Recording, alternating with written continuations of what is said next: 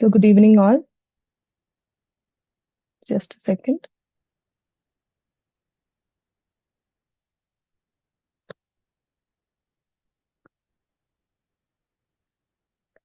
So good evening all.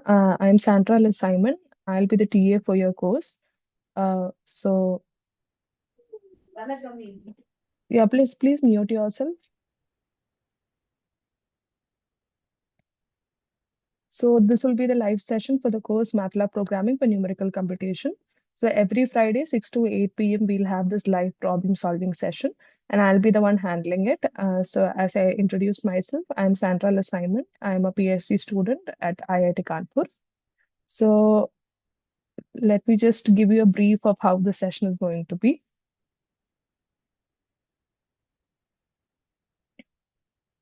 I hope you can see my presentation. In case if you have any doubt, please do unmute yourself and ask me. Okay, so this is our first class. So both of even me and you guys have to be used to this, the whole entire process. So in case you have any doubt, please do stop me and ask me questions. Okay.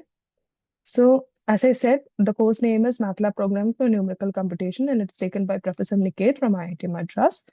So what happens is you already would have got the recorded lectures for a particular week. So you'll have to go through the recorded lectures. And apart from the recorded lectures, so every week we'll have a live session. So what do I do in this live session is that, as you know, the live session happens for like 2 hours. So in the 2 hours, first I'll be giving a quick recap of whatever we covered during that particular week. Okay. So first I'll do that, give a quick recap of the whole thing that we covered in that particular week. And then we'll be trying to solve problems. So I'll give you a question. I'll give you like 2-3 minutes. Then you can just open your MATLAB and try to code whatever question that I'm giving you. And then we'll discuss the answer.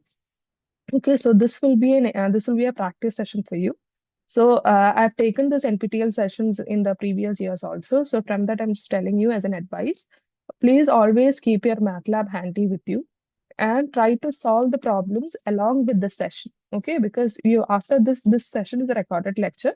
So after this session, I'll be sharing the recordings with you. But the problem is, and again, you'll have to spend 2 hours on it. You'll have to pause and replay it, and then like that is good. If you have doubts, you can always refer back to the recorded video. But it's always nice that you attend the live session so that if you are stuck somewhere, you can ask me like then and there. Okay, so that will be saving your time also. So please do attend every week's live session. First, we'll have a quick recap, and then we'll try to solve problems which are similar to the ones that you'll be getting for that particular week's assignment questions. Okay, so that will help you solve the assignments also, and you'll be getting similar kind of questions for your final exams also. Okay, so far, do you have any doubts? I've got a WhatsApp. Like, what is this for? Uh, Aniket? Okay, yeah. Okay, anyways. So I hope everything is clear. And I'll just give just a second. Ma'am, in that, oh, Yeah, in that, yeah, that vertical ball problem, like the one which location of the ball was found. uh, Yeah, so that display.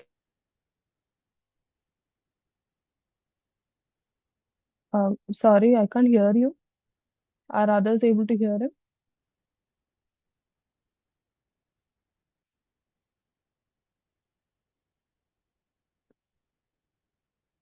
Sion, I'm not able to hear you. Okay. Am I audible to the rest of the people?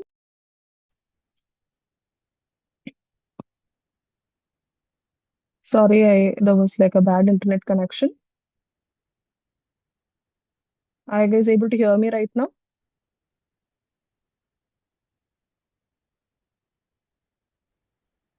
Hello. Yeah. Tell me. Sorry, Yeah, I got exited of the meeting. Yeah. In yeah, the ma'am. ball problem? Yeah, so when we are displaying that before the function, Mm, so So using while loop, we solved it, and while we were displaying after the y function, it was taking the value, negative value of this the function also. So if we write one more loop negating the function, will that work, or always it will display the negative value if we write the display function after y? So the function, if I remember, it was showing negative value when it actually crossed the ground, right? Is that the question? Yeah. Yeah, yeah, yeah. You can always stop before that also. That is also fine. You do one thing, like you just write the code for it. I don't exactly understand the flow you're trying to say. Just write the code for it, or else you can just write the steps and like maybe put it in the chat box or something, or else there is just a second. Let me see if mm, just a second. Yeah, so this is your code, right? This is your, you can see this page. Can everybody see this page? Yes, ma'am. Yeah, so in this there is a Q&A, question and answer section. Okay. Please put Okay. your question here so that you can attach your code also. Okay. So that I understand what you're exactly saying and I'll reply Okay. to that. Okay. Okay, ma'am. So we have to attach the code, means we can attach that M file, or we have to give the screenshot. See, this is just like a mail. Okay. If you Okay. want to, Okay. if you attach the exact code, I can just copy paste and run it as such. Okay. Okay, that'll be Okay. easy for me. So yeah, Okay. you can do it the way you want. Okay. Okay. And if I'm see, in case I miss any of your questions, please do Mm. remind me in the live session. Okay. Okay, ma'am. Thank you. Yeah. And one more thing is there. So here you can see the material. So module one was already given to you. And today the module two has been uploaded. You also have your, below the module one, you have your week one assignment. Let me just check the deadline. So it is 4th Feb. Okay. So you have your week one assignment here. And now the every Friday session that I'm taking, I'll be sharing the recording with you. And where do you get the recording? So you can go to this page, problem solving sessions, Jan 2026. Click on this, and you will see, click here, and you will see an Excel sheet. Okay, don't bother that.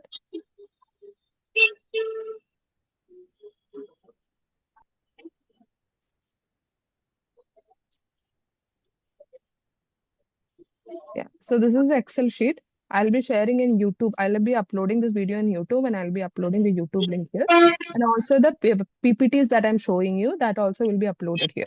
Okay. So this is, you can keep visiting it like after every Friday session, you can keep visiting it so that you get the recordings. Now, just somebody's voice is disturbing me. Kavita, can you just mute yourself?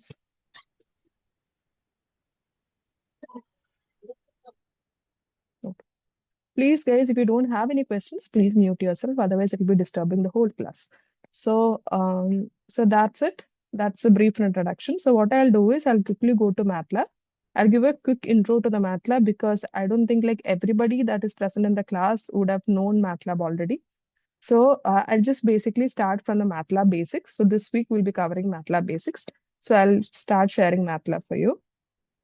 And what all we'll be covering today is we'll be trying to do matrix generations and operations. We'll be trying to know how to create MATLAB files. There are two kinds of MATLAB files. One is a MATLAB script and another is a MATLAB function. So what is the difference between these things? And then we'll be doing some basic loops, control flows, and then we'll be doing how to plot a particular data in MATLAB. And then this is an additional thing, cells and structures. Okay. So when you go into higher level of coding, you can code with cells and structures. Okay. So this will be the basic things we'll be covering in the first session. Mm, Okay, let me share MATLAB. Okay. So first and foremost, this is how the MATLAB looks like. I hope everybody has access to MATLAB. Is there anybody who couldn't download MATLAB or do anything? Or was your problems already sorted? Is there anybody without a MATLAB access? Okay, if anybody has difficulty in accessing MATLAB, please do put a message in that question and answer session. There will be people to help you. Okay. Okay. And in case you don't have this access to this MATLAB, there is always online MATLAB. Okay, you can just Google it and you will be able to see online MATLAB. If you want, I can just help you with that also. Just a second. So you can go here and type MATLAB online. See, you'll see MATLAB online. So the problem with this is you'll always need an active internet connection to work with, but you'll have to sign in with your mail ID. Okay. Let me just see.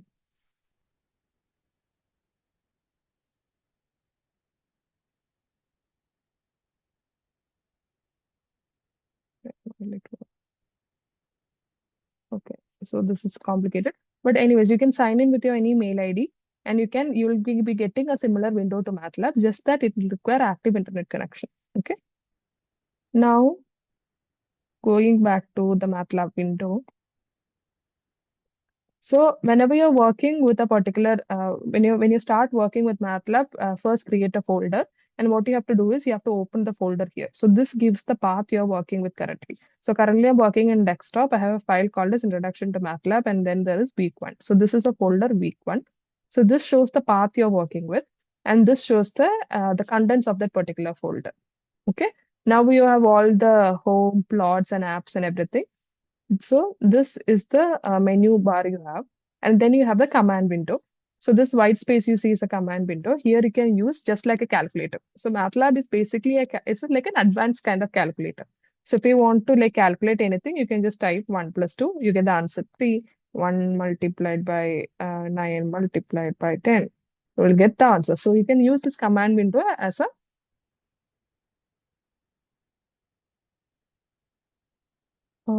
just a second. Yeah. So you can use this just like a calculator. So apart from this command window, you have something called as a workspace. So workspace is whatever variables I have. So for example, in MATLAB, what happens is I'm calculating something and I don't assign a variable to it. For example, I'm just writing 1 plus 2. This 1 plus 2, the answer for this 1 plus 2 is not stored anywhere particularly. If that is the case, MATLAB automatically gives that particular value to the variable ANS answer. So that is where you can see ANS is equal to 90 because the last answer was 90. Now, in case I'm typing A equal to 8 multiplied by 9, you will see A value to be equal to 72 in workspace. So workspace, what happens is it will give you all variables and their corresponding values. Okay, that's what happens in the workspace. Now, if I want to open a particular file, okay, so what I can do is you can see new here, and in that you can see script, live script, function, live function. Okay, so these basically we will be working with script and function. So if you open a script like this is also just like a command window. What I can do is I can say 1 plus 2, 3 multiplied by 7, all these things, and I can just save it here. What is the use of saving it? I can always use it in the future. So I'm just saving it as dummy. Okay, and every MATLAB file will have the .m extension, and I'm saving it. So now you can see there is dummy here, and I open it, I'll be getting this. Let me close this. See, I'll be getting all the commands that I entered. So this is like a MATLAB script, and then there is a MATLAB function. I'll come to that also in later. So basically, you'll be working with a MATLAB script or a MATLAB function. Okay.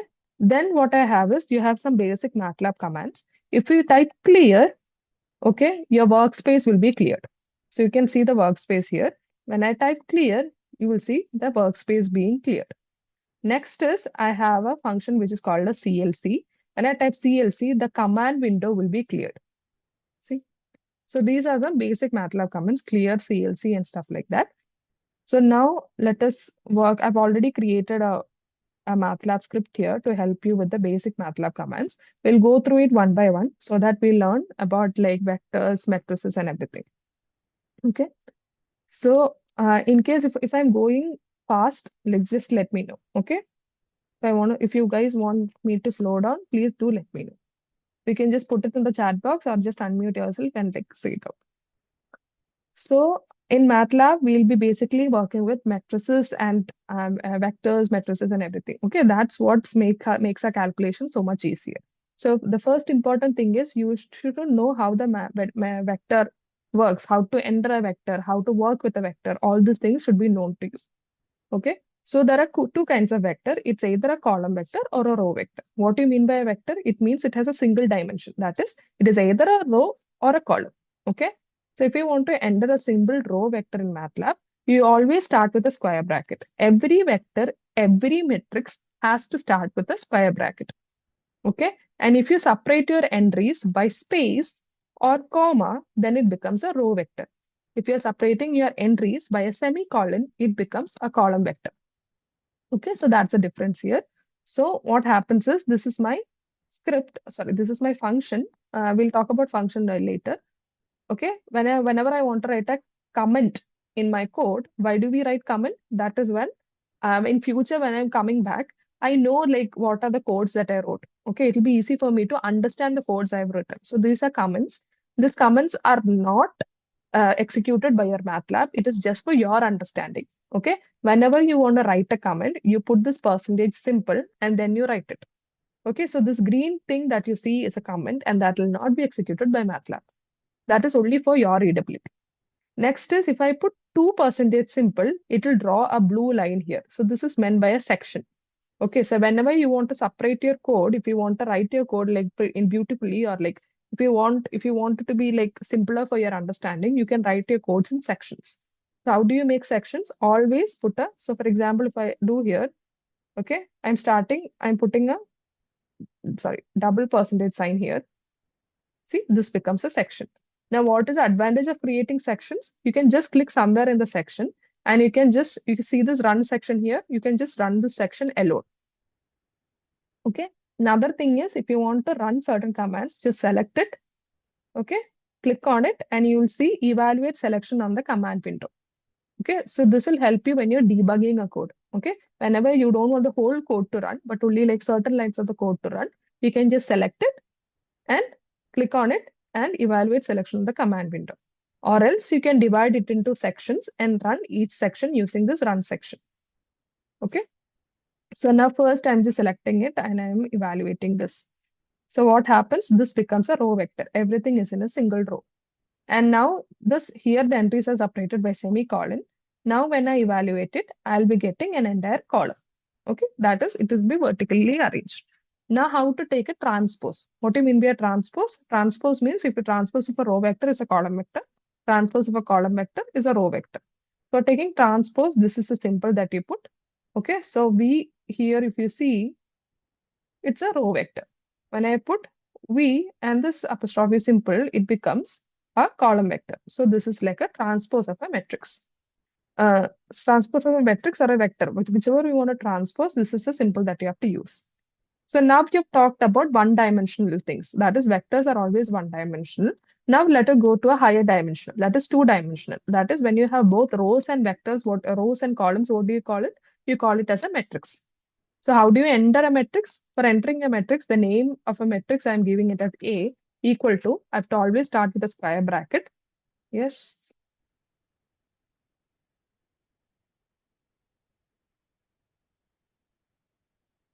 Always start with a square bracket and then write the entry of the first row. Put a semicolon, that will be the entry of the second row. Put a semicolon, that will be the entry of the third row. You can keep on going. Okay. So now if I evaluate what you will be getting, you'll be getting 1, 2, 3 in the first row. Then you have the semicolon, which means I'll be the second row. 4, 5, 6 in the second row. Again a semicolon and 7, 8, 9 will be in the third row. Okay, so that's how you enter a matrix.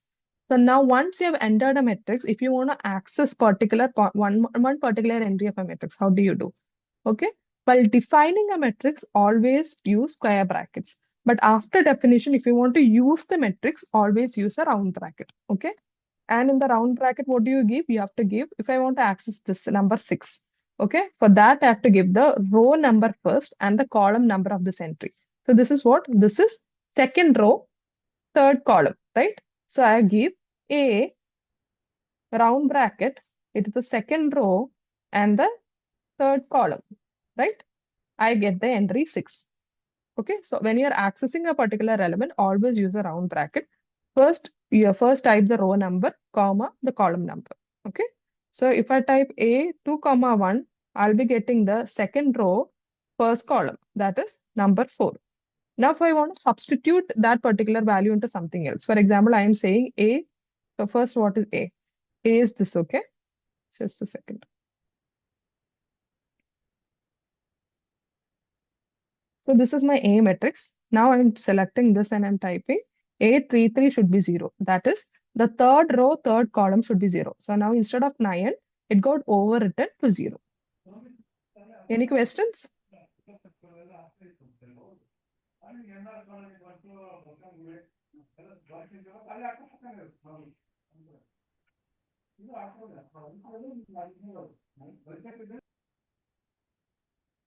Please do mute yourself if you don't have anything to say in the class. Now accessing a block of elements, for example, so now we talked about how to access a particular element, right? If you want to access a block of elements, for example, I have a vector here, 1, 4, 7, 10, 13. Now I want to access the first 3 elements of it. Okay. So this is a powerful tool in Matlab, which is that tool is called as a colon operator. Okay. So you can do a lot with if you know how to work with the colon operator. Colon operator means if you type 1 colon 3, it means it goes from 1 to 3 with a step size of 1. So that is, it goes from 1 to 3. And when I put that in the round bracket, what happens? It indicates the indexes. So that is, in the B vector, I need the first index, the second index, and third index. And that will be what? Evaluating this. What is there in my first index? I have number 1. What is there in my second index? I have number 4. And what is there in my third index? I have number 7. So I'll be extracting A equal to 147. So that is the power of the colon operator. In the colon operator, the first value will tell you where to start from, and the second value will tell me where to stop it at. Okay, and it will be going with a step size of 1.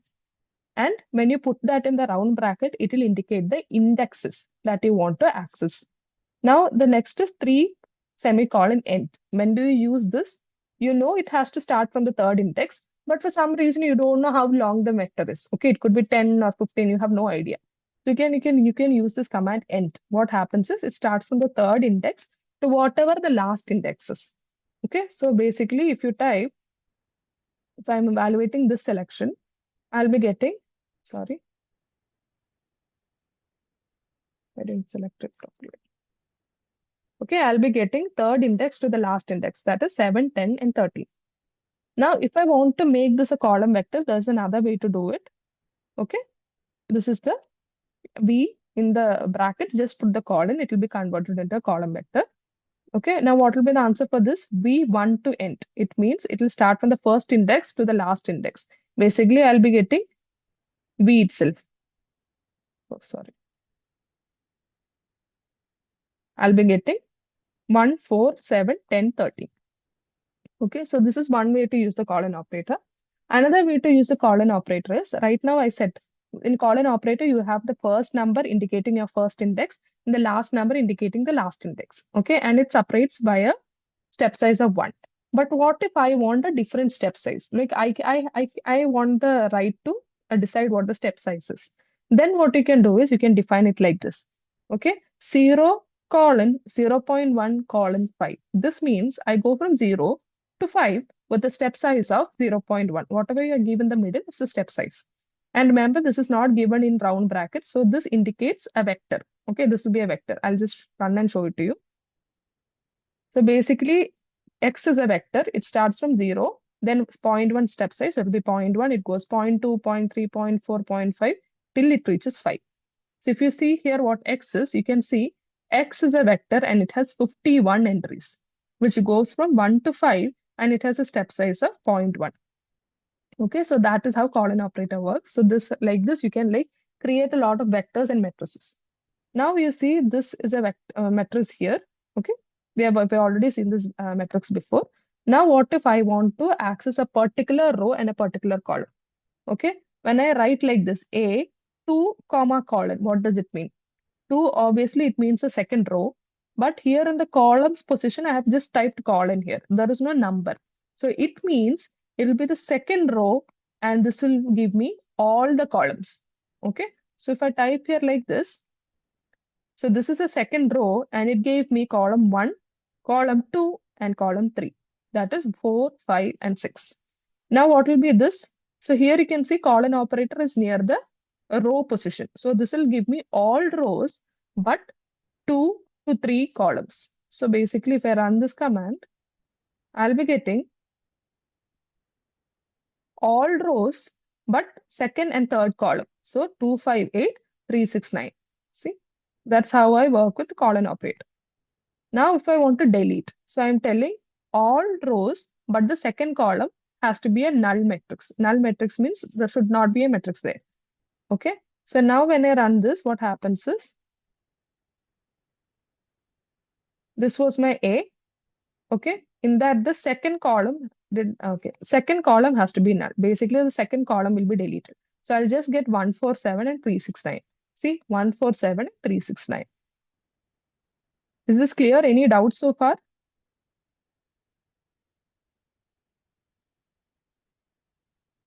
Why did the line C equal to B colon convert a row matrix into column matrix? So see, that is another way in which column vector works. The column operator works. Okay. So if you want to convert a row matrix into a column vector, a row vector into column vector, you can either put that transpose symbol, or else you can do it this way. Column vector, if nothing is given, that's how it works. If you don't give any row number or column number, and if you give it in the round brackets. Now, okay, linear spacing. So now this like column vector, like the column operator, you have one more command that will help you create a vector. So that is called as linspace. Okay, so if you don't know about any particular MATLAB command, what you can type is, there are two ways to doing it. Here you can see something called a search documentation. So here you can type a command. For example, linspace, you can type, and you can click on it, and then a window will open up. See, a window will open. Okay, you can just click it, and you will see a window. Okay, for example, I'll just show you right now. I just clicked on it. Now I can see linspace. I'll see the syntax here, and I'll also see solved examples. Okay, so this is one way to learn about MATLAB commands. If you're not sure about the syntax, or if you're not sure like how a MATLAB command works, you can always go to search documentation and search for it. Okay, so that is one way of doing it. Another way is, just a second, am I sharing MATLAB? Yeah. Another way is, you can always type help, and then you type the command linspace.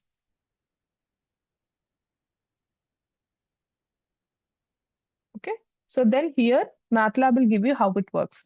Linspace means linearly spaced vector.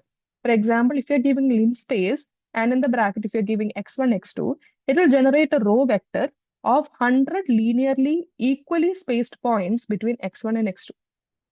Okay. Now, if you're typing, so this is 100. Okay, 100 linearly equally spaced. Now, if you're giving linspace x1, x2, comma n, it will create n points between x1 and x2 that are equally spaced.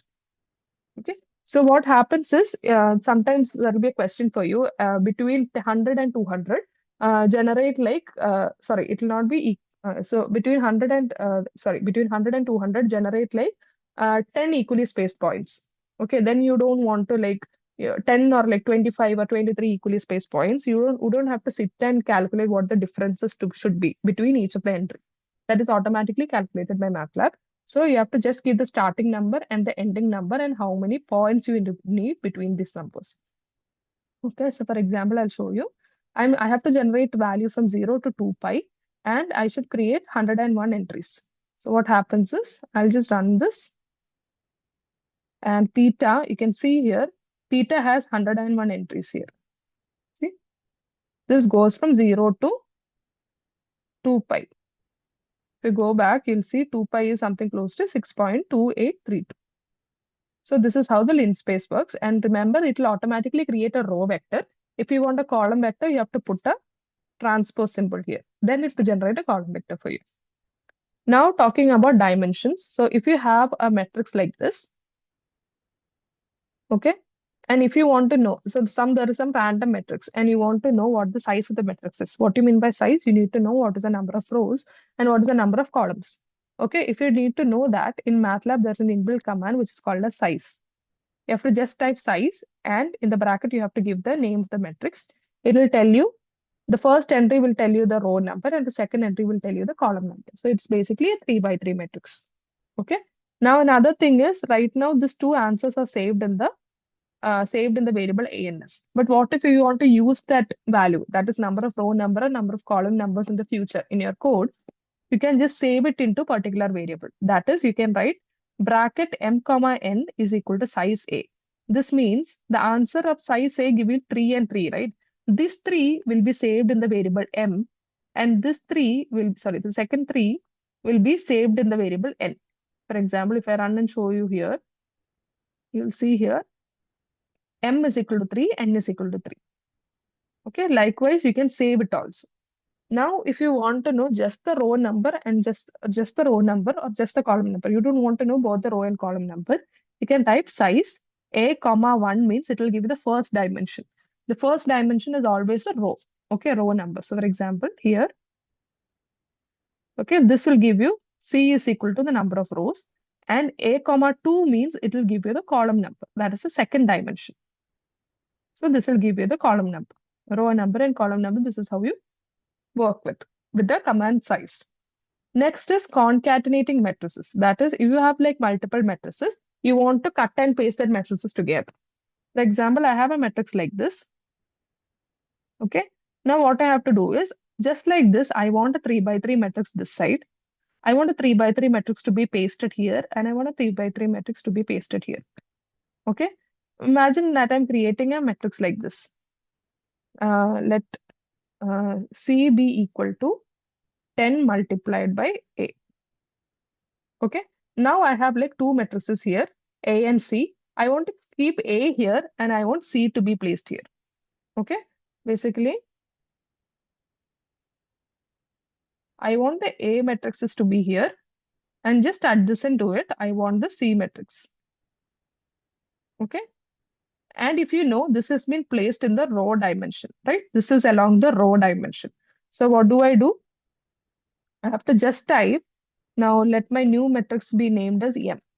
M is equal to square bracket. I'll just type A and it has to be separated by comma or space. Why? Because I'm going along the row dimension. I'm placing it along the row dimension. So I'll type A comma C. See, now I've got the A matrix here and the C is placed downside. Now again, imagine I have a matrix like this. D is equal to minus A. So this is one matrix and I have an identity matrix. So this is an identity matrix here. I'll just run and show it to you. So this is an identity matrix. Okay. I'm just typing it as F is equal to also. So this is an identity matrix. Again, like this, I'm joining this matrix D and F matrix together. So what do? N is equal to D comma F. So this is my D matrix and this is my M matrix. You can see two matrices here. Now I want to keep it below. That is on first M matrix will be there and below it I want to keep the N matrix. What do? So I call this matrix H and I separate it by a semicolon. Square bracket M, then I type semicolon N. So this is what I get. So the first three lines, this was my M matrix and this is my N matrix. When I separate it by semicolon, it will be arranging in the direction of the column. Okay, when I separate it by it's by a space or a comma, it will be arranging it in the row direction. Okay, so this is how you can concatenate. You can like attach several matrices together. Now, yeah. Now there are some inbuilt matrix generators in MATLAB. That is, if you want to create a matrices of all ones, if you want to create a matrices of all zeros, if you want to create like that, you can like work with. There are several kind of matrix generators. I'm just listing a few here. You can just Google and see there are more matrix generators that is available. So ones means it will be creating. So these are the matrix generator. I means it will be creating I and if you give m comma n, it should be some numbers. It create an m by n matrix with 1 on the diagonal. For example, if I give 4 comma 5, it will be 4 rows and 5 columns. And on the main diagonal, I'll have all entries 1 and rest of the entries will be 0. Now, if I'm giving I 5, it will give me a 5 by 5 matrix with the main diagonals to be 1s. Okay. Now, likewise, there are zeros. It will give me all zeros. Ones means it will give me all ones. And then there is a matrix which is called as diag A. Okay. Diag A means if I have this matrix. So this, let me type F is equal to uh, I's, I bracket 5. So this F will be basically a 5 by 5 matrix with the main diagonal to be all ones. Now, if I want to extract the diagonal entries only of this matrix, I can type like this. G is equal to diag F. What happens is it will be extracting only the diagonal entries. Okay, if we have a doubt, what I'll do is I'll just type here matrix like this. S is equal to 1, 2, 3, semicolon 4, 5, 6, semicolon 7, 8, 9. You've got a matrix here. Now what I do is I type diag S. I'll be getting the main diagonal 1, 5, 9. Now if I'm typing diag S comma 1, I'll be getting the upper diagonal. So this is the upper diagonal 2 and 6. Okay, first upper diagonal I'll be getting. Now I'm typing diag S comma 2, I'll be getting the second upper diagonal. So this is the first upper diagonal 2 and 6. This is the second upper diagonal 3. Now if I want the lower diagonal, what do? I type diag S comma minus 1.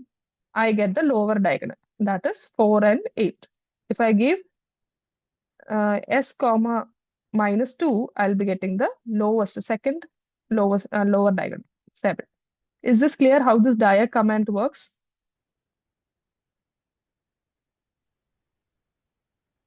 Yeah. Yes, ma'am. Yes, ma'am. Yeah, sure. Now, next is you have some matrix operations, which are very similar to whatever you do in maths. So that is if you have two matrices A and B, you have two matrices here A and B. You can just add the matrices like this. A plus B will give you the addition of the matrix. A multiplied by B, that is A star B will give you the multiplication according to the matrix multiplication rules. Okay, I hope you guys know how to multiply two matrices. You'll be following all those rules when you're typing A star B. Okay, now then there is A exponential B. Okay, this means not exponential, A raised to B. This means you'll be getting this is equivalent to A star B itself. That is multiplying A with A itself. Okay, that is taking the square. Okay, you'll be getting A multiplied by A itself. Now, what if I don't want to do matrix multiplication? Okay, you saw this matrix, I have the A matrix, B matrix. If I do matrix multiplication, I'll be getting this. Instead of matrix multiplication, I just want the first entry of A to be multiplied by the first entry of B. Second entry of A to be multiplied with the second entry of B. A to be multiplied with the second entry of B. So likewise, if I want element-wise multiplication, what I do is I type A. Before putting the multiplication symbol, I put dot star B. This will give me element-wise multiplication. Just see. Okay. 1 multiplied by 10 is 10. 2 multiplied by 20 is 40. So this is 10. This is 40. Likewise, you can check every element. Okay. That will give you element-wise multiplication. Okay. So this will give you element-wise multiplication. If you put dot and then raise to, it will give you element-wise multiplication. So that is, if I'm typing it like this, basically I got 1 square, 2 square, 3 square, 4 square, like that. Okay, that is every element of A is multiplied with the same corresponding elements of the A matrix itself. Now, you know there is no division. Matrix division is not possible. So, but if you want to divide each and every entry, then what you can do is you can do element wise dot and put the division symbol. You will be getting the each and every element will be divided by 2. Okay, so this is the element-wise operator. You have to put the dot symbol before putting the actual operator. So that is element-wise multiplication or element-wise division. Next is matrix inverse and determinant. If you have a matrix, you can calculate so this is my matrix. If you want to calculate the inverse, there is an inbuilt MATLAB command, INV. You can put INV in the bracket, you can put the matrix name.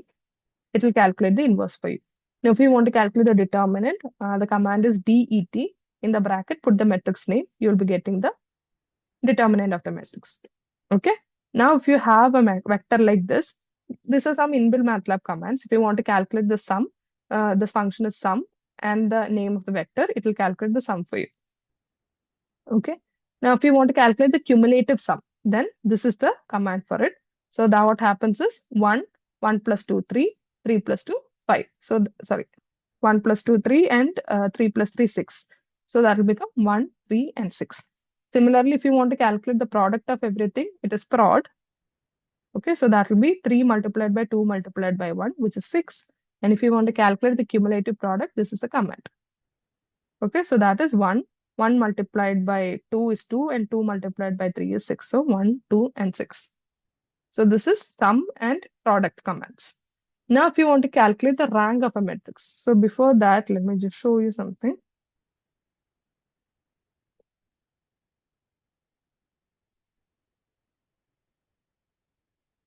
So this matrix multiplication, I hope you guys already know the rules for that. Okay, matrix multiplied by a scalar, each and every element will be multiplied by the scalar. So 2 multiplied by 2, 2 multiplied by 1, 2 multiplied by 0, 2 multiplied by 6. So matrix multiplied by a scalar. And matrix multiplied by another matrix, the dimensionality has to match. That is, M by N matrix can be only multiplied by a P by Q matrix if the N is equal to P. And the answer of the matrix you'll be getting a size of M by Q. I hope you guys know this rule already.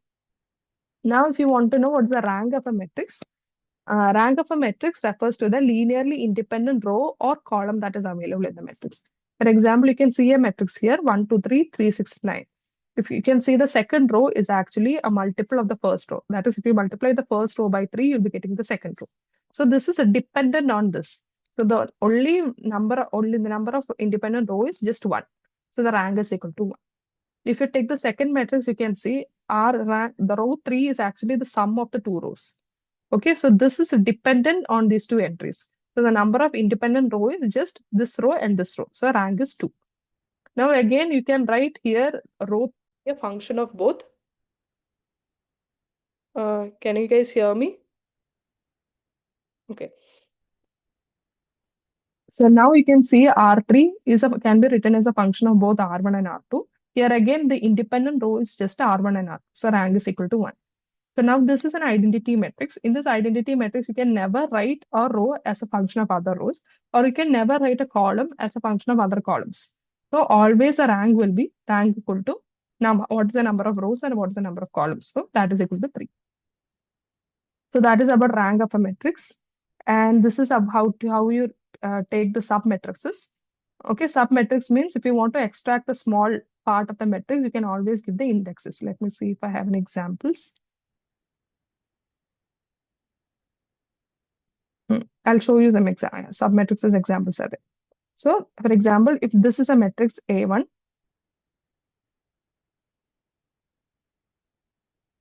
so this is my A1 matrix. Okay, rank of the matrix for calculating that Matlab command is rank rank. Just evaluate that and we're getting only one. First row is the only independent row, so the rank 1. And if I'm creating an identity matrix like this, see this is an identity matrix, and what will be the rank of this matrix? It will be 3. Now talking about submatrices. Submatrix means you are extracting a small part of the main matrix. So that is called a submatrix. For example, I have a matrix here like this. Okay. Now I want to extract the first row, second row, third column, fourth column. How do? I put 1 colon 2, and then in the column I put 3 colon 4. Okay, the indexes you have to extract properly. So that is 1 to 2 rows. So 1 to 2 row means this 2 rows. Okay, and 3 and 4 column. That is 4, 8, 6, 3. This will be the entries I should be getting. See, I get 4, 8, 6, 3. Now, if I want to extract all the rows but a particular column, what do? You just put the column symbol here like this itself, and then put 2 to 3. That is the second column and the third column I need. So I got all rows, but the second column and the third column. So that is, 275 and 489. 275, 489. If you don't put anything like on the both sides of the colon operator, all the rows or all the columns will be taken. Okay. If you want to specify the index, you can specify it like this. Now, another way to use a diag function, we saw it earlier, that if you're working, if you're in the diag function, if you're keeping a matrix, what happens? You will be extracting the diagonal elements of the matrix. But in the diag function, if you're working with a vector, you can see this is a vector, right? Now, if I'm typing diag v, that is diag of a vector, I'll be getting a matrix whose diagonal entries will be the vector. So these are the two ways you can work with the diag function. If you're working with a matrix, you're using the diag function on the matrix, you will be extracting the diagonal entries. Okay, just by making it diag comma 1, comma 2 or comma minus 1, comma minus 2, you can extract the upper diagonal or the lower diagonal. But if you're working with a vector, what happens is diag will create a matrix for you. Okay, if you don't give anything, comma something, if you don't give any number, it will be the main diagonal. But here, if you give comma minus 1, what happens is it will create a matrix with the entries of the vector in the lower diagonal. So this is a main diagonal. You see, main diagonal is 0, 0, 0, 0, 0. That is, so this is a main diagonal. Okay, and this is a lower diagonal. And the entries became in the lower diagonal 2, 1, minus 1, minus 2, minus 5. Okay, so this is how we work with the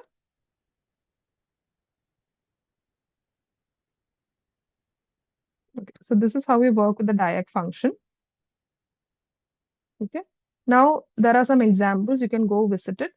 And now if you want to take an input from a user, okay, so there is an input command which is called as which is called input here. So what you can give is you can give a prompt in it. So input, open the bracket, in double quotes, you type a prompt here. Enter the points of the first gate. So let me just, I've written it in a section, right? Let me just run the section here. Okay, I clicked somewhere on the section and I'm clicking it here. Run the section. So it gave enter the point of the first game. Let me type 67. Now the enter the points scored in the second game. I am typing 89.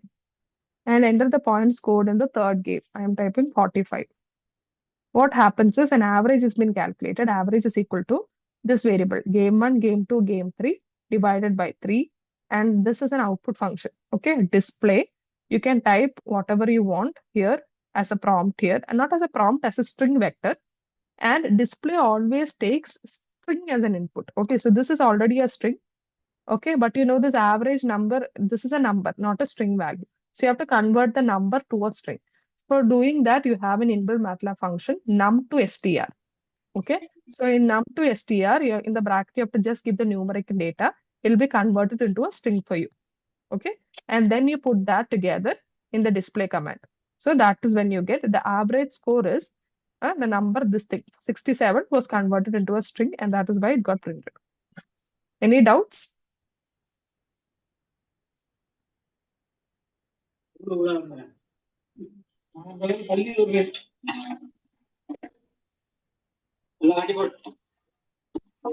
Please unmute yourself. Yeah, thank you. So that is about the first section. And now the next topic we have to cover is. Ma'am, can you repeat that output function, ma'am? Yeah, Sorry, so ma'am. yeah, that's okay. So for the output function, what you have to do is the output function name is like display if you want to display something. And in display, whatever in display, you have to open the round brackets. Okay, and whatever you want to display, you have to put it in the round bracket. Okay, so in round bracket, if you want to just show, it always takes a string to display. Okay, so for that, first you have to make a string. For example, display in the round bracket, I can write my name, Sandra. It's a string, right? Okay, it will type Sandra. Okay, this is a single string. But what if I have like multiple strings? I want to place it together. So for example, my name is like Sandra Lesine. So I am typing display. I want Sandra. Okay, and then I want the string list. And then I want the string Simon. So this is my name. I have three strings here. but I want everything to be attached. So what I do is I put a square bracket here, okay, and close the round bracket of display. What happens is I'll get Sandra Liz Simon without any space. If I want a space, what do? I have to put a space here because space is also a character. Now I get like this. Okay. Now the same theory I applied here. I want to print the average score is. This is already a string. Along with that, I want to print the number also. But you know, the number is a numeric data. It's not a character data. So for that, you have to convert a number to a string first. So what do you do is, so for example, I'll just show you here. Okay. N is equal to 10. So you can see N is equal to 10 here. Okay, you can see in the workspace N equal to 10. Now I'm typing M is equal to num to str N. Now what happens is you can see, where is M here? Yeah, you can see M. I'm not sure if you can see it. It is read as character.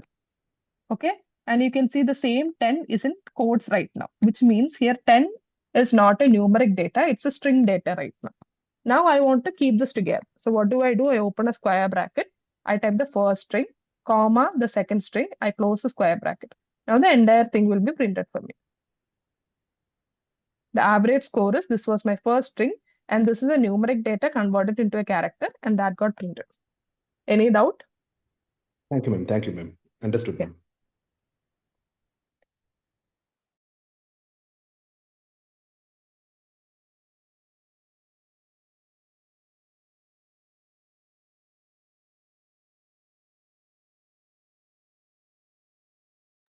So, so the next is MATLAB files and MATLAB scripts. So I told you there are two kinds of MATLAB functions, MATLAB files. One is MATLAB scripts. So whatever I showed you right now, like first, okay, let me just go through the differences first. So MATLAB scripts, it does not accept input arguments or return output arguments. But in functions, it can accept inputs and it can return outputs for you. Okay, that is one basic difference of functions and scripts. Next is script can store variables in a workspace that is shared with other scripts. So scripts, so what happens is the variables you define in one script is accessible by other scripts also. Everywhere it is accessible. But the variables that you work in with functions, it is internal to the function. It is private to the functions. Those variables are not available outside the function. Now is they are useful for automating a series of commands. When you have a series of commands and you don't want to take any input or give any output, then you can always use the scripts. But if you want to use for a particular function, like, okay, I want to write a code that asks for like the marks of a student for his 10 subjects, and that code has to calculate the average mark for me. So this here, what happens? I have to take the values from the user. So that is input. Then I have to calculate the average. So that is like a work I have to do. And after that, I have to give the mean as the output. So here I have like the input taking, I have some commands to follow, then I have an output. So if there is a particular function like that, then you can write it as a MATLAB function. Okay. Now I'll give an example. Okay.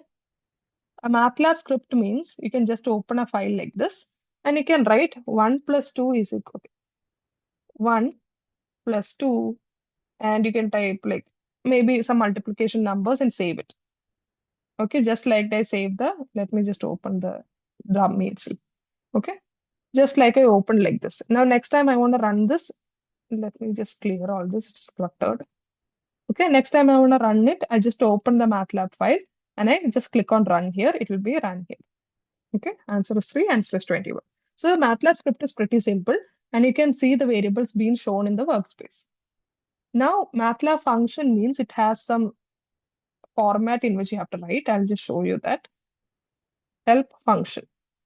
Okay, this is how you have to write a function.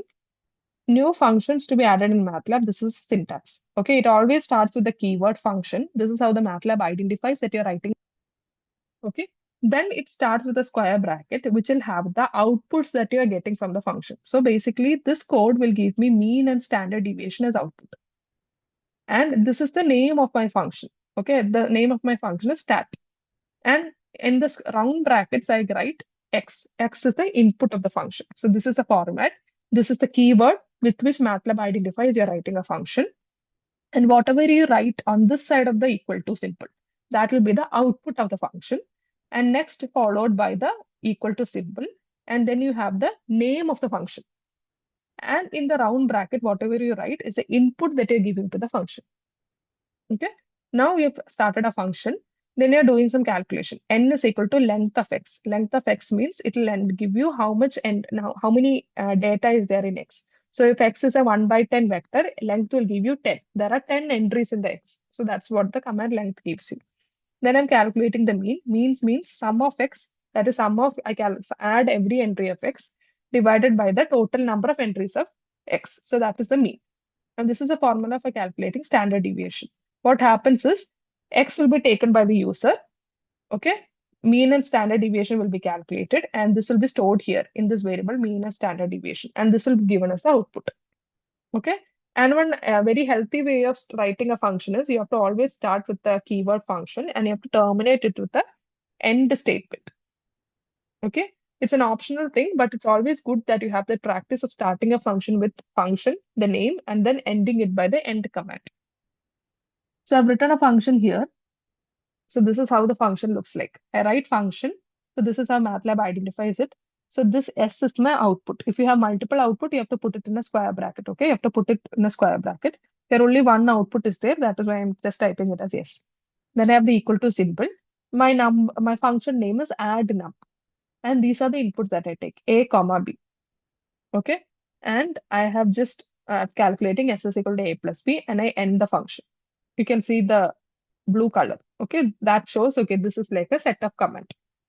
Now, when I want to run this function, what do I do is I just type add num. Instead of A and B, I have to give some actual values. Okay, 7, 8. What happens? I'll get S is equal to 50. So basically what happens is if you're writing a Matlab command, if you don't put a semicolon, that output will be printed for you in the command window. See, I didn't earlier the semicolon was not there. So that is why you saw S is equal to 50. Now again, I'm running it. See, this S is equal to 15, this answer is not printed. So if you don't want everything to be printed, it's a good practice that you end a statement by a semicolon. Okay, if you don't put a semicolon, whatever the answer is for that particular statement will get printed in the command window. This is okay when you're writing small codes, but when you're writing like big codes, you'll unnecessarily print a lot of things. Okay, so it's always better you put a semicolon. In case you're debugging it, okay, you can avoid the semicolon, but in the final code, it's always better that you end with a semicolon so that your code doesn't look cluttered. Okay, now if we want to say, so here you can see the value is saved in answers. Okay, but what if I want to save it in a particular variable? I write here, the variable is g is equal to add num 9, 10. So basically, add num should take 9 and 10 as an input. It should add the number and it will give the output, and the output should be saved in this. Output will be in S. Okay, but when I write it here, whatever value in S is there will be stored in the variable G. Okay, I'll show you here. G becomes 90. Okay, if I don't assign a variable like this, what happens automatically? It will be saved in the variable answer, ANS. Okay, is things clear for you? Okay, and one more thing I'll tell you, if you just have a series of commands, okay, which you want to run like on a regular basis, you can always write a Matlab script. But if you want the function to take some inputs, do some calculations, and give some output, that is when you use a function. And for the function, there is a create way you start a function. There is a starting function keyword. You have the output, you have the function name followed by the inputs. And it is a good practice that you end the function by the end keyword. Okay.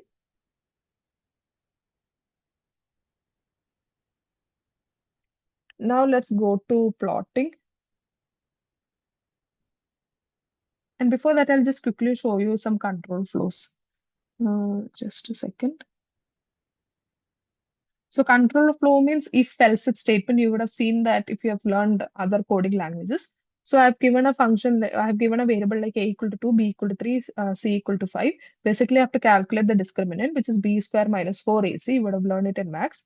And I'm writing if discriminant less than 0. So this is a condition. I display this command. Okay, this is a whole string. Warning, discriminant is negative, roots are imaginary. If this condition is not true, I go to the next if else if statement. Okay, discriminant equal to 0. This is also a conditional statement. And I print display discriminant is 0, roots are repeated. If this is not true only, then I'll go to else statement. That is display roots are real.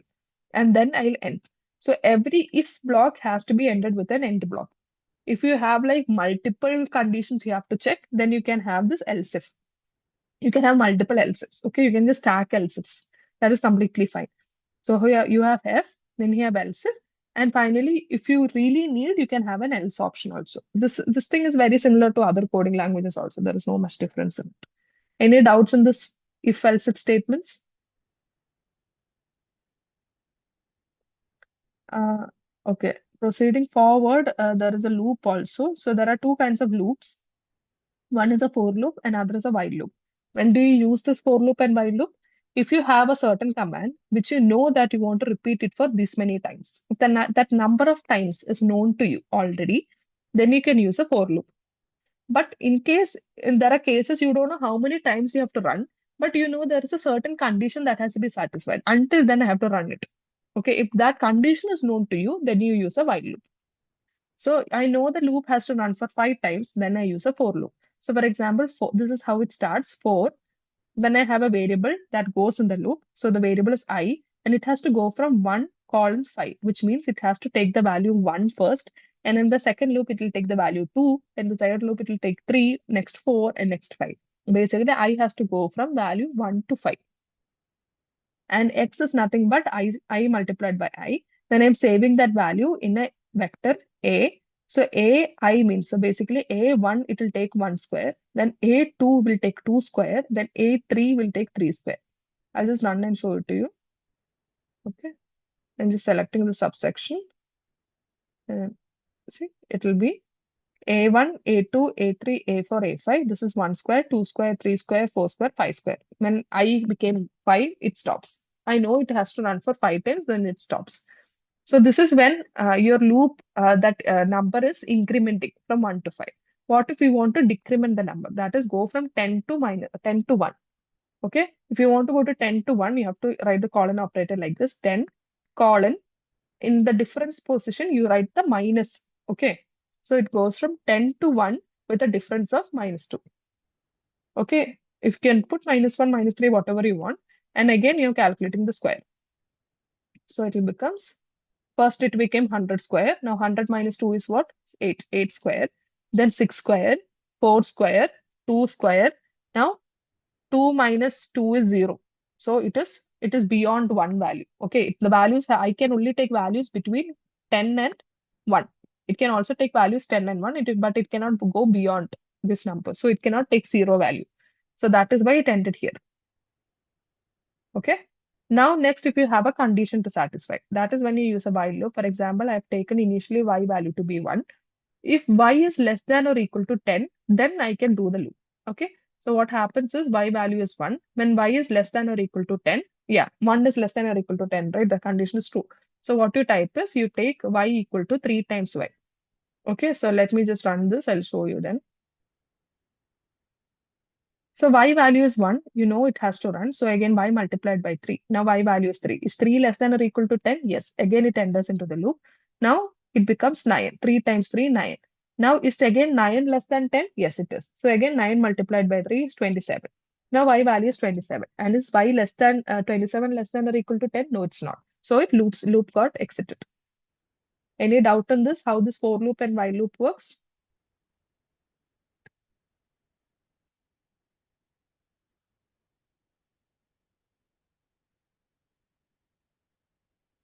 No, ma'am. No, ma'am. Yeah. So the next is we'll share some plotting commands. So this is how you plot a line plot. If it's a 2D plot, what you have to do is you have to, the keyword is plot. Then you have to give the values that is in the x-axis, comma, the values in y-axis. Okay. Now, so these are the x values and these are the y values. And there are different ways in which you can plot it. Sorry, I'll just show you that here.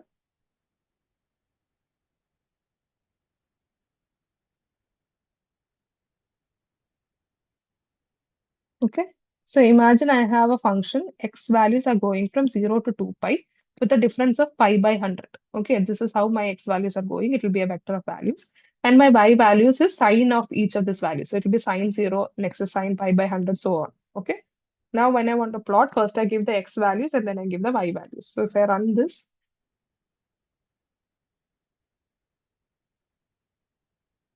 I'm not able to see the figure. If I'm not able to see the figure, this is a command. It means show graph, SHG. I'll be getting the sine x curve. Okay, this is my x values, and this on the other axis, I have the y values. Okay, now again, I have a different line, x is equal to linspace 0, 10, 150. This means it will be taking values from 0 to 10, 150 equally spaced values. Then I'll be calculating cos of it, cos 5x. Again, I'm plotting x values, comma y values. Now I can add specifications I want. So this means a color. Okay, this is an RGB code for the color. Okay, I'm giving a title to the plot, and then I'm giving X label. X label means X axis, I can put a label. Y label means Y axis, I can put a label. Okay. When I run it,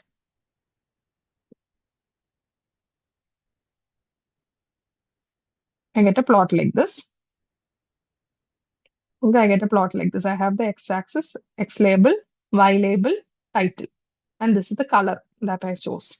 So there is a lot of options, wide variety of options in this plotting. So it's not possible to cover all that in this session today. So what I can do is in the documentation, right? Mm, in the documentation, see, I type plot and I click on this plot.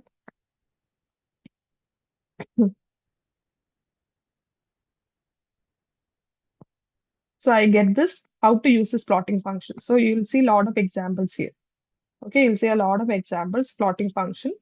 You can plot multiple lines. How do you plot multiple lines? You can just stack the x and y values. So this is my x value, this is a y1 value, this is a y2 value. So for plotting, what I can do is plot x, y of the first data, comma x, y of the second data. Then I'll get two plots on the same graph. Okay, two lines on the same graph. Okay, so this is how you stack up the plots. X and y value of the first plot, comma x and y value of the second plot. Now, these are various ways you can work with. You can have line specification. If you want dotted lines, this is how you do it. If you want like dashed lines, this is how you do it. If you have dotted lines, this is how you do it. Okay, and there are various color options. G means green, blue, B blue, C means cyan, and there are different options like that. You can have square markers, circular markers, and things like that. So all those things you can go down and see for yourself. Okay. See, there are here line styles are given to you: solid line, dashed line, dotted line, dash dotted line. You can have different markers. Okay. Circular, plus sign, asterisk, point, etc. You can also have different colors also. Apart from this R, G, B, C, M, Y, K, W, you can have different other colors also. So there's a lot of variety. So according to your need, you can explore whatever you want to.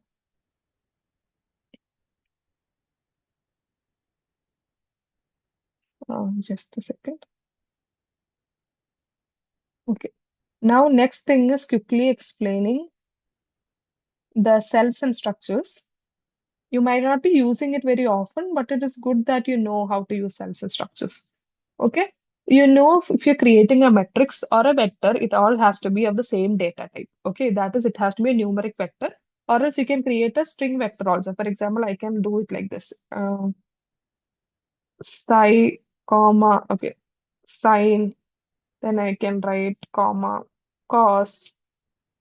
Okay. Then it becomes a,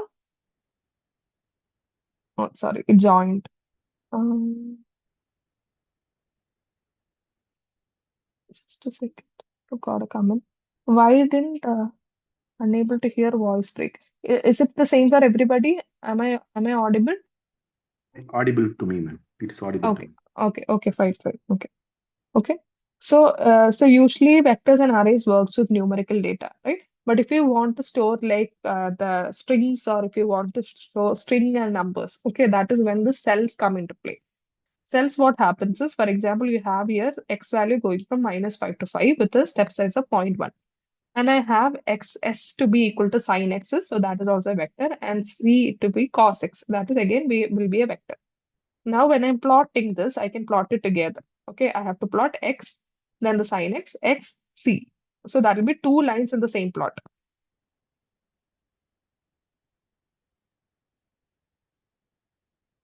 Okay, that will be these two lines in the same plot. Okay, now what I have to do is I want to add a legend. Okay, legend means it is like I have to say the first line is a sine curve, second line is a cos curve.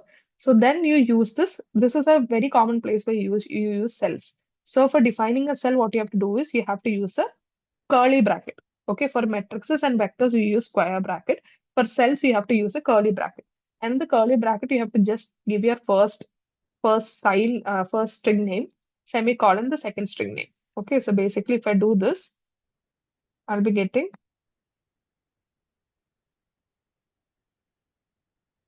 the figure. Yeah. So legend is a command, so that is why you can see sine and cosine here. Okay. Apart from this, how does this work?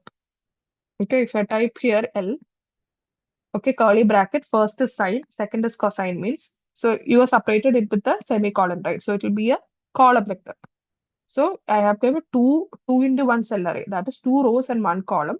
First entry is sine, second entry is cosine. Okay. Now, if I want a mixed data type, I can mix different data types. My first entry is Nikkei, second entry is 2023, third entry is a vector of two values. Again, vector of two values. Let me just run this. Everything put it in a. Okay.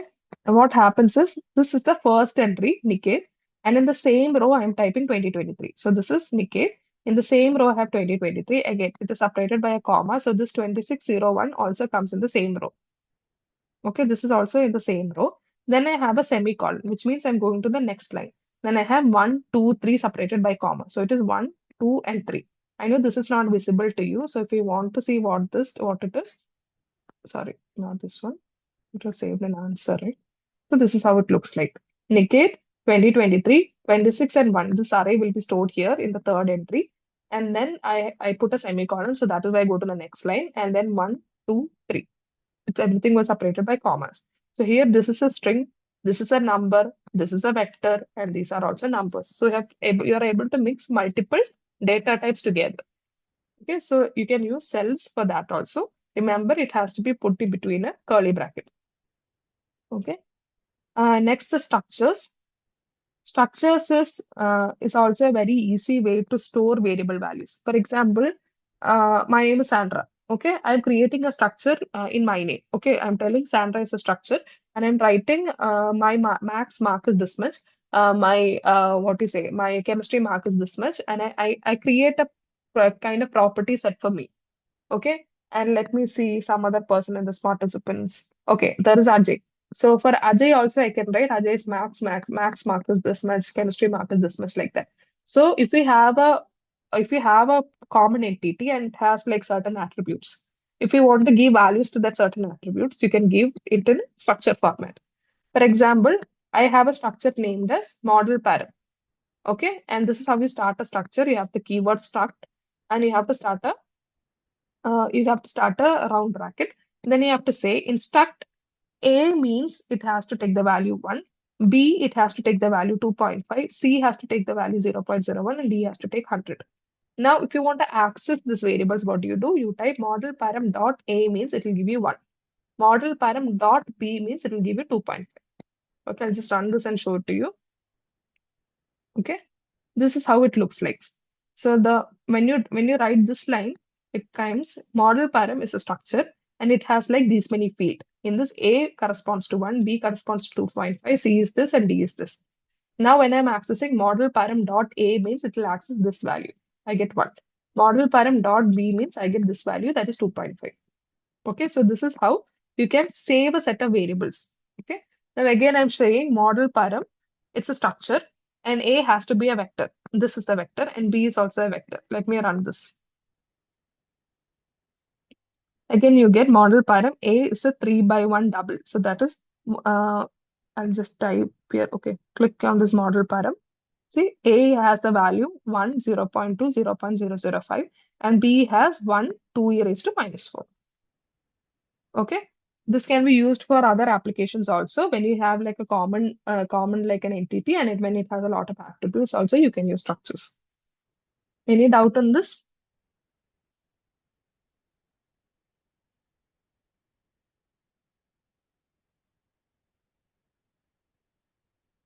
Okay.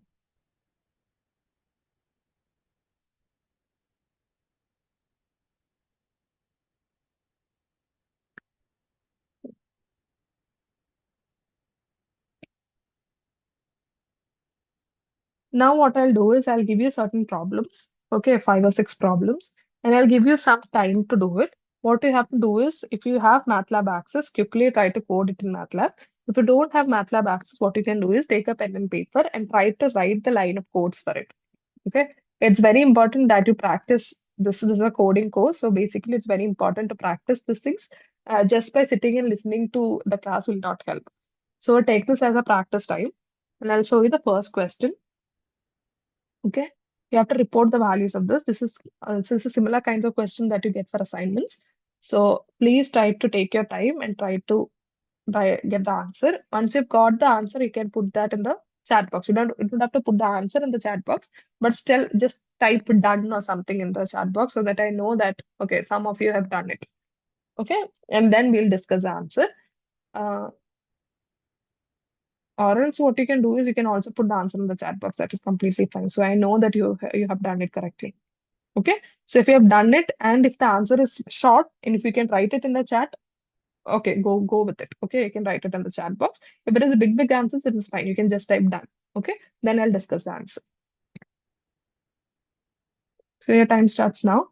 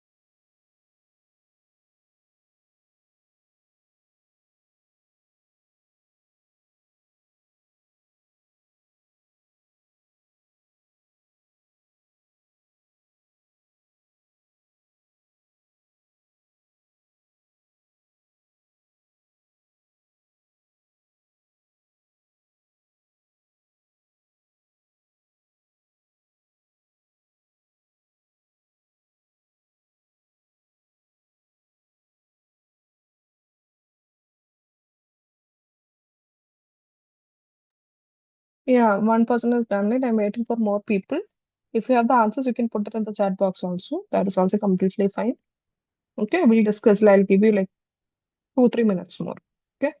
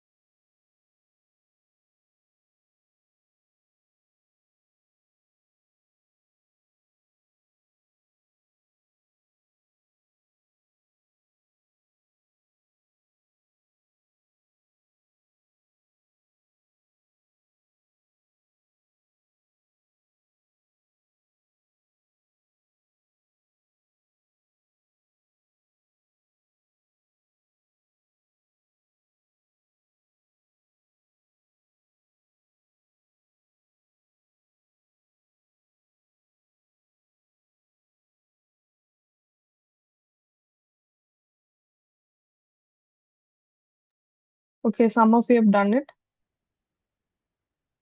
Yeah. I'll explain the third and fourth in the question, obviously. Yes.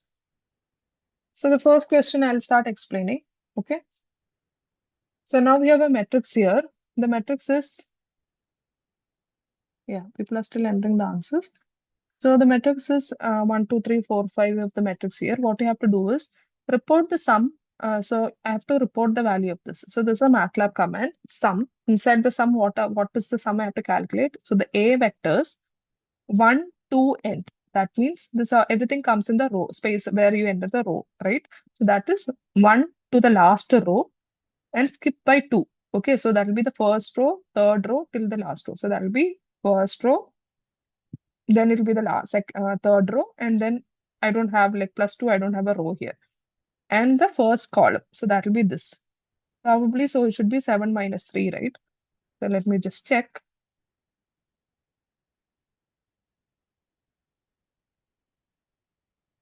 So this is my vector here. Let me just clear everything. Clear, PLC. Okay, so this is my matrix here. Okay, now let me just print what this vector alone is. Okay, that is A, 1, 2 to end row and the first column. Oh, sorry. So that is the first row and the minus 1. So basically, we'll be getting first row and this is the third row. Okay, so I missed it. So this is 1 and the first column. So 1 and minus 1. Now I'm calculating the sum of it.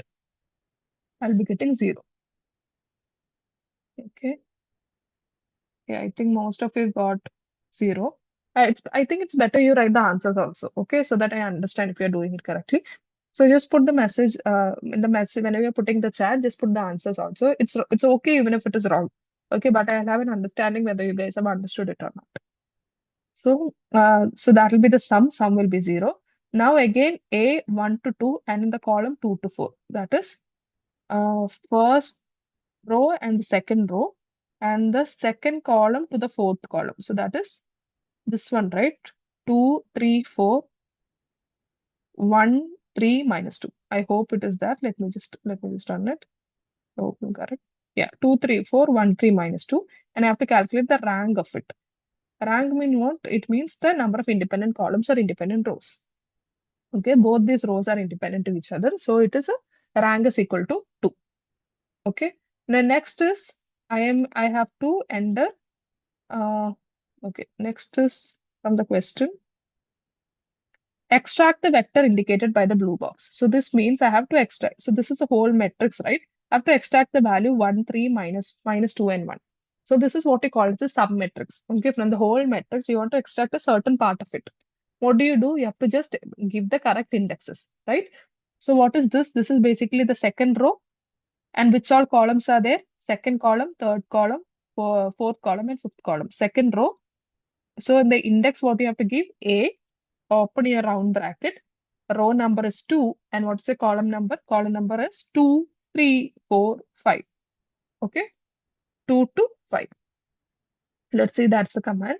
So it's the second row and 2 to 5. Imagine that you don't know, okay, if there is 5 rows, you can always put this end command. Automatically, it will take the last row for you, last column or row for you.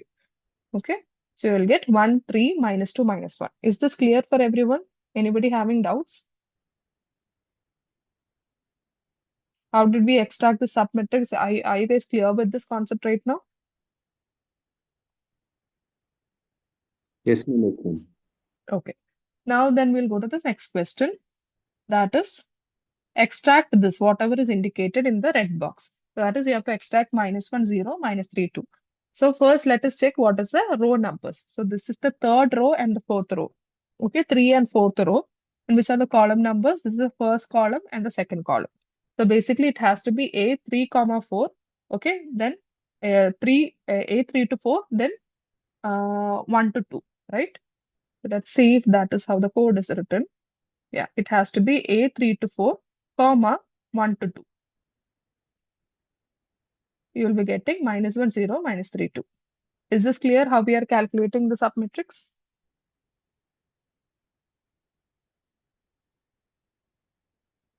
Yeah. I think most of you have got it correct. So in case you have not understood, just let me, just ask me again, okay? Yeah.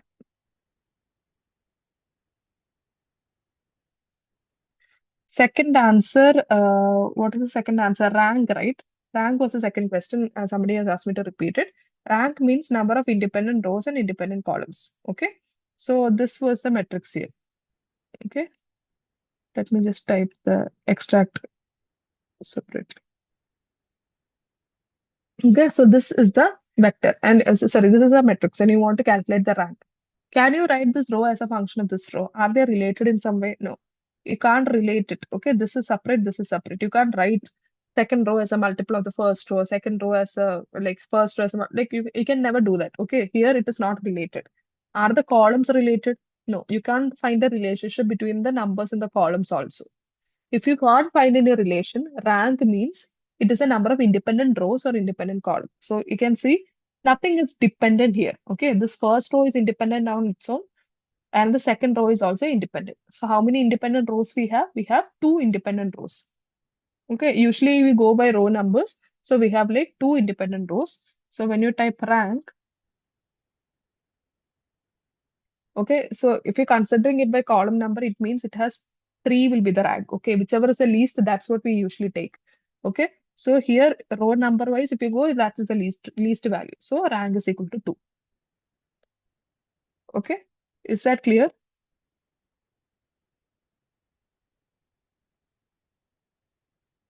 Okay. Next is, I'll show the next question. Again, I'll give you some time.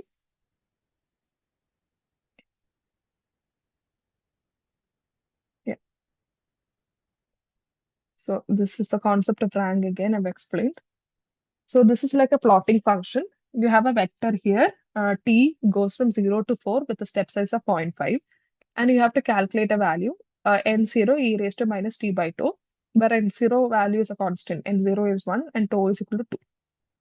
So basically you have a function t, you have a vector t, then you'll have to calculate the vector n, then you'll have to write the command, plot command, so that you can get a plot like this.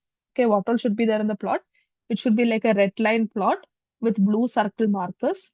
Okay, and this is n on the y-axis, t on the x-axis. Please try to write the command for it, and then we'll come and discuss.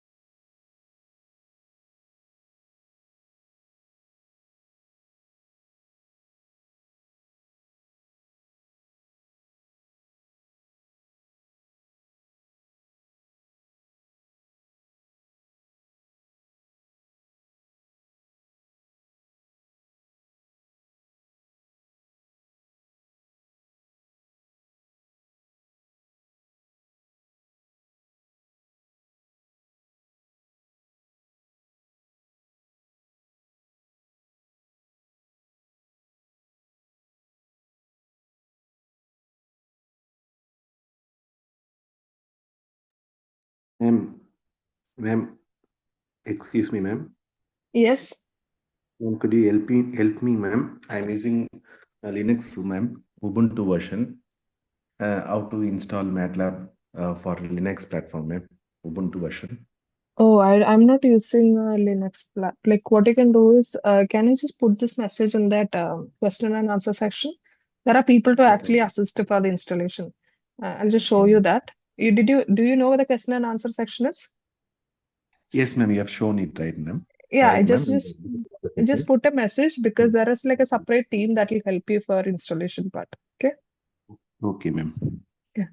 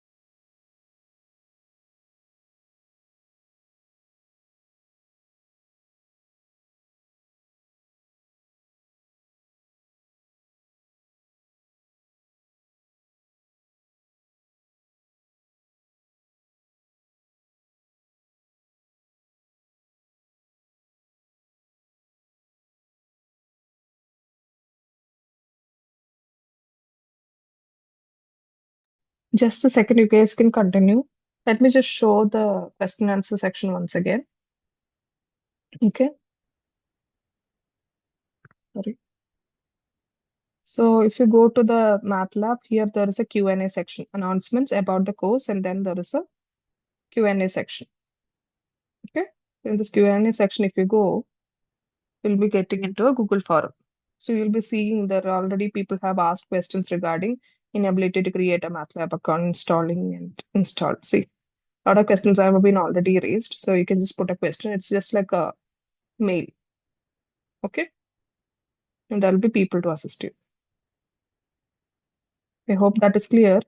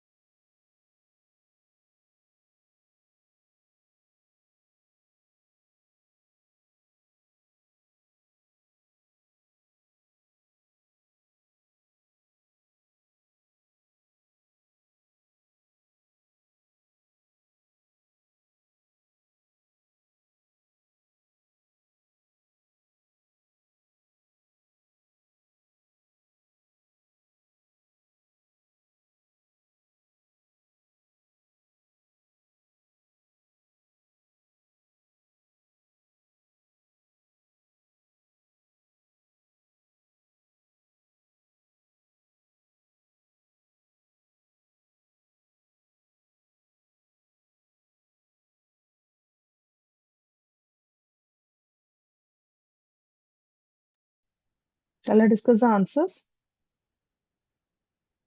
So the question is, you have to create a plot.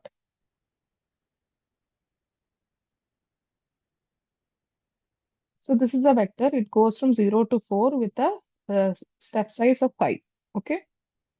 Let me just clear PLC. Okay. So first I have the vector t. You can see t vector is already here. From 0 to 5, it goes by 0.5 step size. And my n0 is equal to 1, tau is equal to 2, as like declared in the question. I've given everything here. Now I have to type calculate n. So n, the formula is directly given to you. So what you can do is n0 multiplied by exponential exp. That is a command in MATLAB. Then in the bracket, you can type minus tau minus t by tau. So this is a constant. This is a constant. So this is a vector. So what happens? N also becomes a vector. So because it is calculated for, this expression is calculated for each entry of t. So now you get n also. So you can type, I'll type n here. You'll get n is also a vector. Now what I have to do is I have to calculate it using, I have to plot it. So for plotting, I have to do the first the x values, y values. And then this means I have to plot a line. Okay, this means line with circular markers and everything has to be in red. Okay, that's what this means. I'll just run this plot equation here. Okay, this is the plot that I get. Okay, I got the line plot. So here t was in the x-axis and the n was in the y-axis. I get a line plot, but everything is in red. I get a line plot with circular markers, and that is also in red. What if I want to change it? I can write t. This is a previous command that I entered. Apart from this, I'll give one more command. The marker edge color, this is a keyword, that has to be blue. Okay.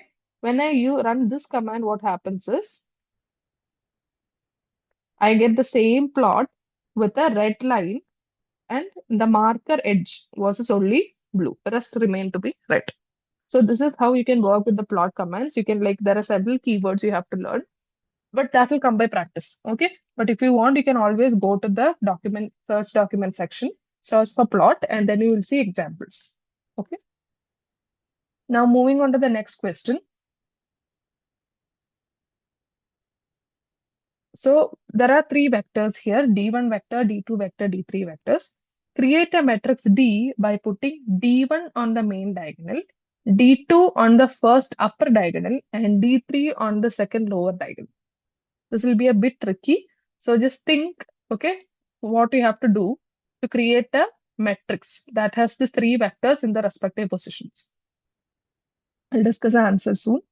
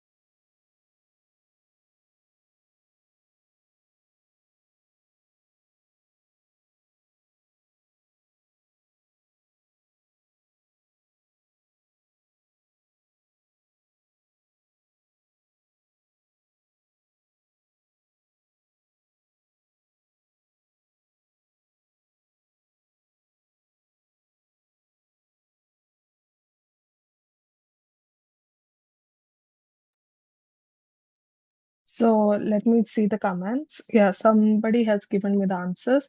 Let me see. So one is you have to enter the three matrices, and then the Matlab command for that is.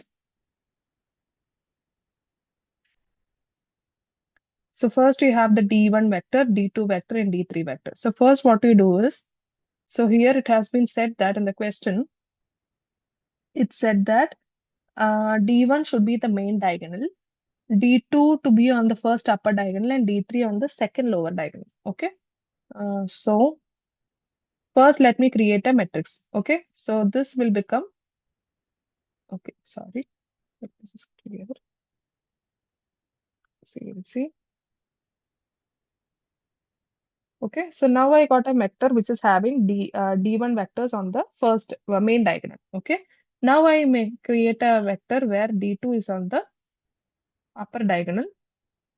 Okay, then I create a vector where D3 is on the second lower diagonal. I've got three vectors like this. Now to make a vector that combines all this is very easy because you know that the other entries are zeros, right? So you have to just sum it up. When you just make a sum of this, what happens is when I create A plus B plus C, because the entries are zeros, you will get a vector, you get a matrix with the main diagonal 2, 4, 6, 8, upper diagonal with 3, minus 3, minus 3, minus 3, and the second lower diagonal to be minus 1, minus 1. Okay. What happens, you have to just create these three matrices, and then you will understand if you had just added these three matrices, you will be getting this matrix like this. Why is this possible? That is because the other entries are zeros. Okay, so that is why the values are not changing even when you are adding these matrices. Uh, I think like somebody has got it right. Yeah, yeah, good. I don't know how to pronounce your name. It's Sudhashil. Yeah, I think you have got it right. Now going on to the next question. Okay, this is a question where you have to calculate the sum from a sum of r raised to n. Okay, so that is r value of r is 0.5.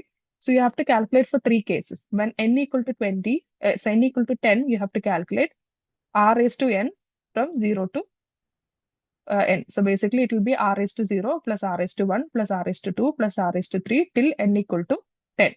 The same thing you have to repeat for n equal to 50 and n equal to 100. There are several ways you can do it. Okay, you can write a for loop or you can write a vector addition. All those things can be done. So try to write, there will be just 3, 4 lines of the code. Try to write it and then I'll discuss it in like 2, 3 minutes.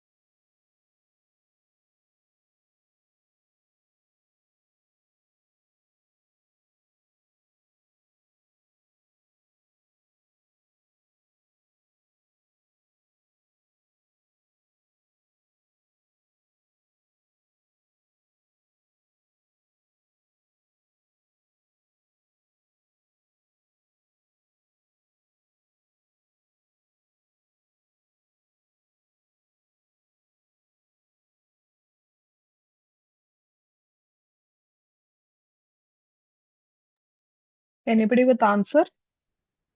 We'll discuss this problem. So it has to be, okay. So I'll show it in two ways how we can do it. One is with the vector, next is with for loop. Okay, so you know n has to be, so first I'll just take n value to be equal to 10. Clear, CLC. So n value is 10, and I'm just creating a vector of all the powers. Ma'am, can you share this section once it is completed? Yes, I'll be sharing the recorded lecture recordings of this, but I'll not be sharing the Matlab codes. Okay, I'll not be sharing the Matlab codes because previously I've shared it and just people just copy paste it. Okay, so if you want to know the code, just scroll through the recordings and just type the code by yourself. Okay, I'll not be sharing the Matlab codes, but definitely the recording of this meeting will be shared with you. So n is equal to 10. Now I'm creating a vector of the powers. So I'm creating from 0 to n because you know that it has to be r raised to 0, r raised to 1, r raised to 2 till r raised to n. Now what is the value of r? That is 0.5. Okay. Now what I do is I have created a vector of all the powers and I have the r also here. Now I do is I create a vector like this r element wise raised to the vector. So what happens is, okay, this is like this. Element wise, I am raising the power. So this will become r raised to 1. This is r raised to 2, r raised to 3, r raised to 3. 4, like whatever elements are there of n, r will be raised to that power. Now what I have to do is I've already got a vector here. It's called values. I have to just calculate the sum of the values. This is the answer that I get. Okay. So now I finally display the values like this. I open a square bracket. Sum of values. This is a vector. Sorry, this is a string. Okay. Then I add another string. So since this is a numerical data, I have to convert into string. So it will become num to str. And I add the two strings here in the square bracket and then I display it. See, I get sum of values to be equal to 1.199. Sorry, 1.999. The same thing can be, okay, if you want to do it for 50, you can just change it for 50 and run the same thing. Run the section, the sum is 2. If I do it for 100, again, run the section, sum is 2. One key thing I think I forgot to say, if you're making any changes in the code, you'll see a star symbol here. Okay, this means I have made changes in the code and it has not been saved. If you want to save it, one way is go and click on the save button or else click somewhere outside this editor. Okay, so I can click here. You can see the star symbol goes. I can click anywhere. Okay, somewhere outside its editor. If you click it, it will be saved. Okay, I am making a change here. You can see again the star symbol comes. It means the change that you did right now is not saved. So I'm clicking somewhere outside. You can see the star symbol goes. This is how we automatically save it. Okay. For the first time when you're saving it, you can always go save as is there. Okay. Otherwise, and then the subsequent savings, you can just click on save. Otherwise, for subsequent savings, you can click somewhere outside the editor window. Now, if you're doing it using for in loop, you have given r value to be 0.5 and sum initially I'm declaring it to be 0. And now I take n to be 10, 50, 100. Okay, n values keeps on changing. And then what I do is the same commands, I can enter it in the loop. Okay, n becomes a vector from 0 to the power. So this is the vector of the powers. Then I calculate r raised to these powers. Then I calculate the sum. What is the benefit of this writing this code is here I have to go manually change n equal to 10, n equal to 50, n equal to 100. Here it is automatically calculated. Okay, for example, I'll just run this code here. Let me clear.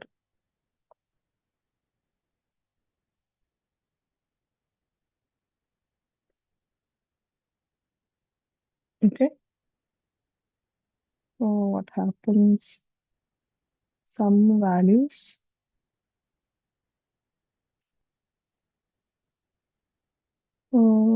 Just a second. I think there's an error.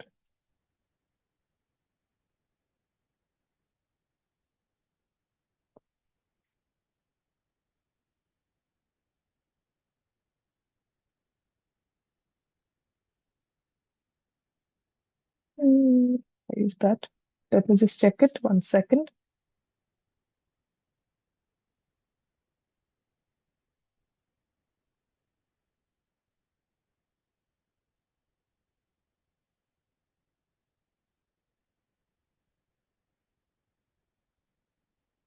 Oh, I think, see, this is because there's an inbuilt MATLAB command sum, and I've made a variable with the same variable. Okay, that is why it is getting clashed. So what I do is I just make this variable yes.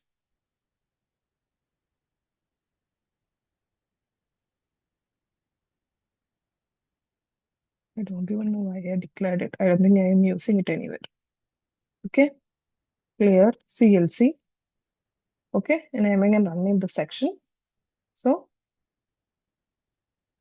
let me remove all the semicolons. I put semicolon here. So if I, since I didn't put semicolon, you can see everything is getting printed. That is too many, it's cluttered, right? So I'm just putting a semicolon. Again, running this section, you will see for n equal to 10, sum of the values is 1.999. For 50, it is 2, and for 100 is again 2. Okay, this is another way of writing it. If you want to use a for loop, you can do this also. For n equal to 10, you're declaring sum is equal to, sum is a variable here. Okay, it's 10 is 0 and r is equal to 0.5. You can have n changing from 0 to n. And sum is equal to sum plus r raised to n. Okay, this is also another way of coding it. Okay, you can just take a screenshot of this code and see how each line of this code works if you have doubts. What happens is initially sum will be 0, then it will become 0 plus r raised to 0, then it will become that sum plus r raised to 1, again that sum plus r raised to 2, so on it goes on. Okay, it will be like a cumulative sum. Huh? Now, yeah, many people have got the answers right. Good. Yeah, and I think that one person has wrote the same code here. Yeah, good. Okay, that is one way of doing it. Now, moving. Yes. Do you have a question?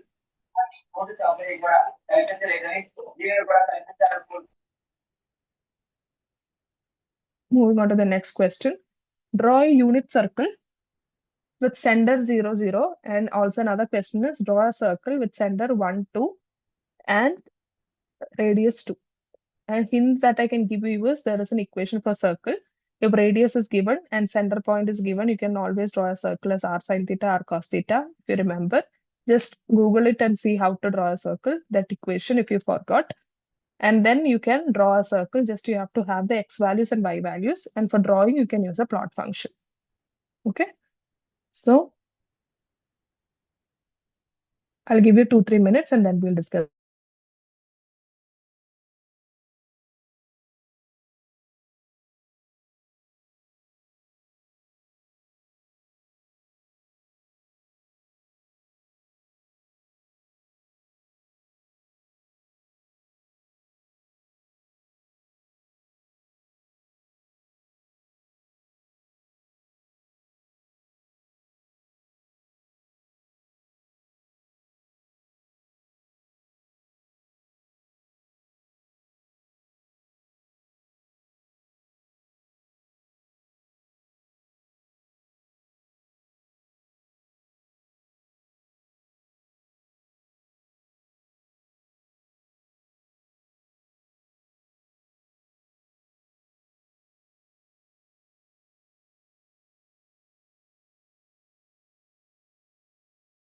As we are running out of time, I'll quickly discuss this.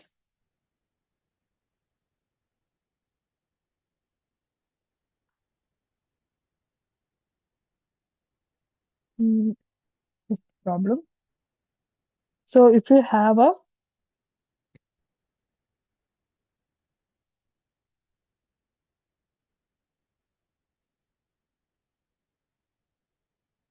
okay, next problem is you can write theta from 0 to 2 pi and x becomes cos theta, y becomes sin theta. Okay, then you can just plot x and y. So for example, if I run this command, so this is how it looks like. Okay, you have the x values and y values can be written in terms of your radius and the thetas. That is a formula that you've learned it in school. Okay, so this is sin theta, cos theta. These are the x and y values. But what if you have a center which is different from 0, 0? Then this is a formula. Your x value will be, if you imagine your center is h comma k, your x value then will be h plus r cos theta, and your y value will be k plus r sin theta. Okay, so theta value goes from 0 to 2 pi. Your x values are there, y values are there, and so you plot the same thing. Okay,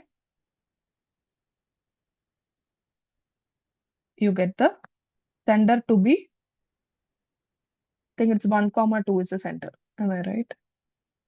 Yeah, 1, 2 is the center. That is why you get the circle like this. Okay. So that's about the problem 5. Now moving on quickly to problem 6.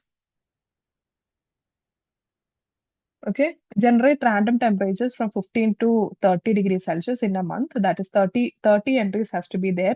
30 temperatures has to be there from 15 to 30 degrees Celsius. Calculate and display the average temperature. Identify and display days where the temperature is below 25 degrees Celsius. And calculate and displays the day with the highest temperature. Okay, there are several things that has to be done. First is you have to get 30 entries between 15 to 30 degrees Celsius. You have to calculate the average. Then the day which is having temperatures more than 25. Then display the day which is having highest temperature.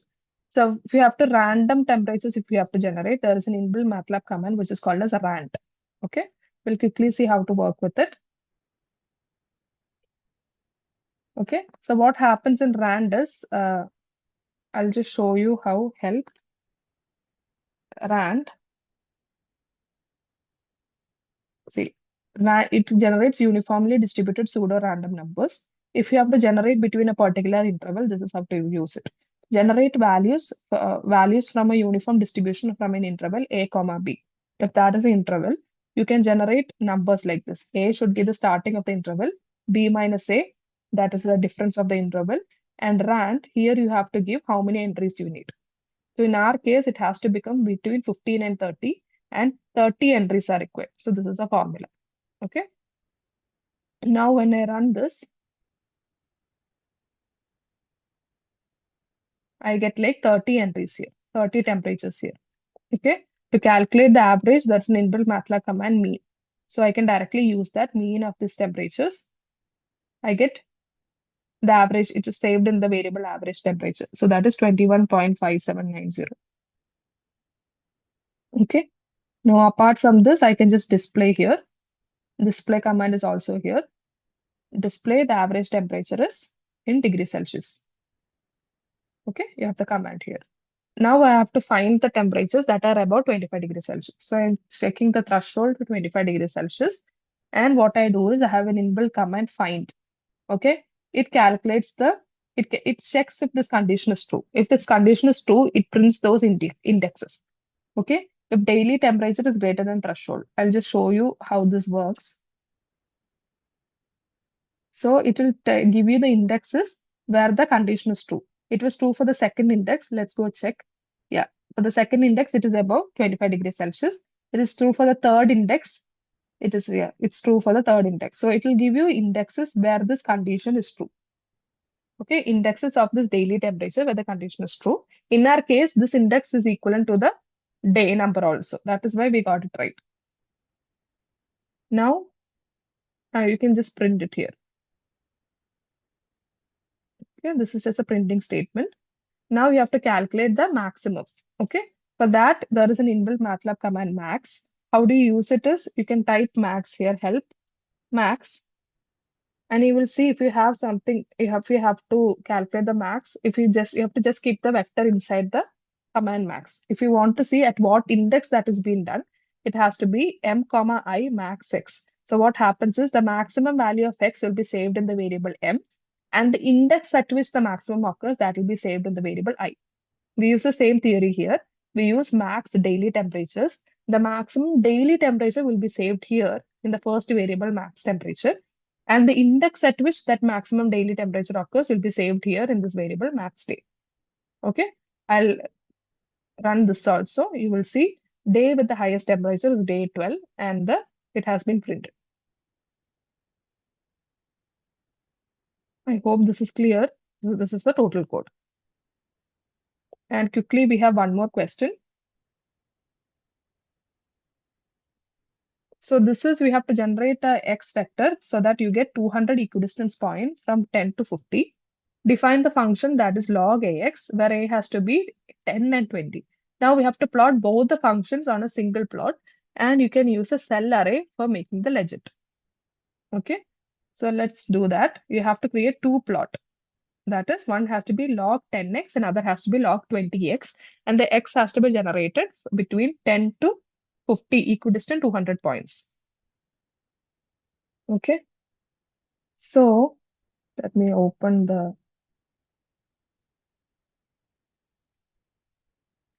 Yeah.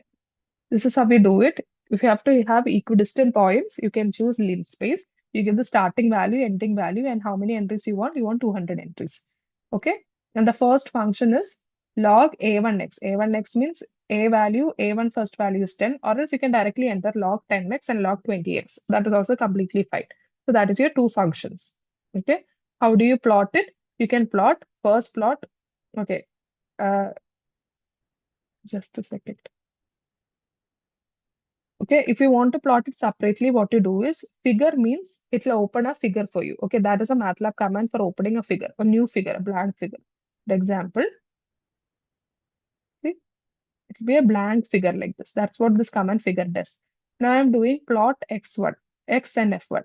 So it will plot the, oh, sorry, I didn't write the.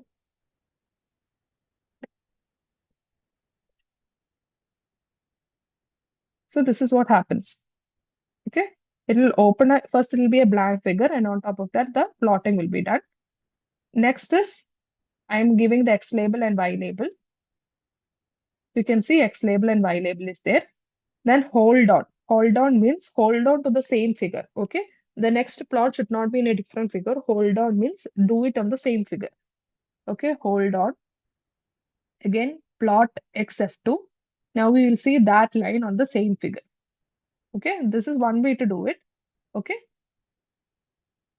And again, you are adding X label, Y label.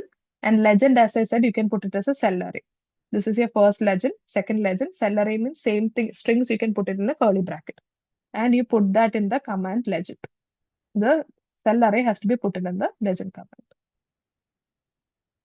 Okay, like this is a bit tricky way of doing it. Another easy way is you can just put, just a second, clear CLC. If you want to close the figure, the command is close all. Okay, it will close all the figures. Okay, another way to do this is, how to, the functions. Plot x comma f1, x comma f2. Okay, if you do that also, this one single command also, you'll be getting two lines in the same plot. Is that clear? And rest everything remains the same. If you want to calculate the sum of it, you can directly calculate the sum here itself and plot that. Okay. And if you want to calculate the mean of that, this is how you do it. You have a structure, and in that, the first variable is f1, and it saves the mean of f1. Mean is an inbuilt MATLAB function which automatically calculates the mean. So if I run this section, and if I see what is fun mean, see, it will be a structure with two fields. This will have the mean of the f1. This will be the mean of f2. I hope this is clear. Do you have any more questions?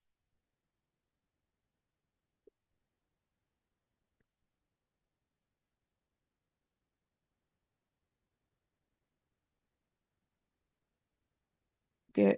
I'll try to stick on to 8 p.m. from next class onwards. So if you don't have any questions, you can leave the session. As I said, study material on structure. Actually, for me personally, I just studied from Matlab itself. Okay, in Matlab, you can type help structure, and in that, you will have solved examples and everything.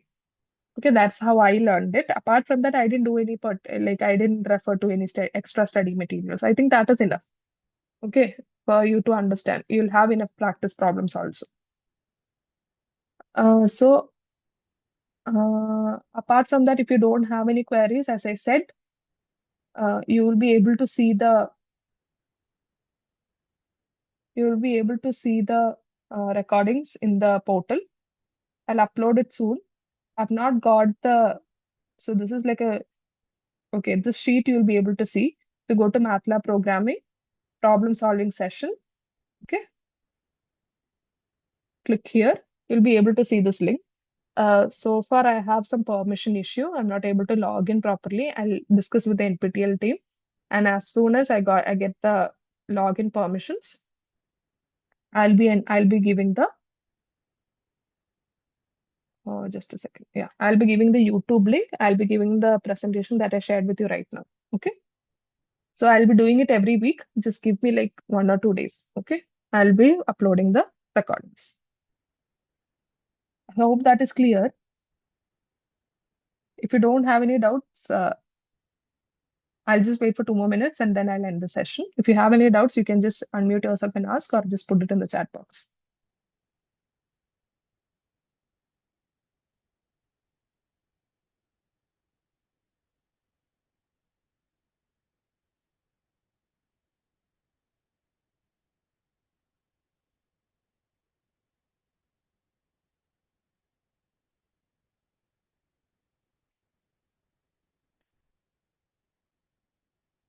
Okay, then thank you so much for attending the session. I'll be ending the meeting soon. Yeah. Yeah. Thank you, everyone. Thank you all. Please make sure that you attend next Friday session also. It is very important that you attend because this is the only live session that you have to discuss your study material, right? So it's better you always attend the Friday session. Though you get the recordings, if you have any doubt, you'll have to wait for another week to clear it. Okay, so that is why try to attend all the live sessions regularly. And we'll be following the same Zoom link. So thank you all. I'll be ending the meeting.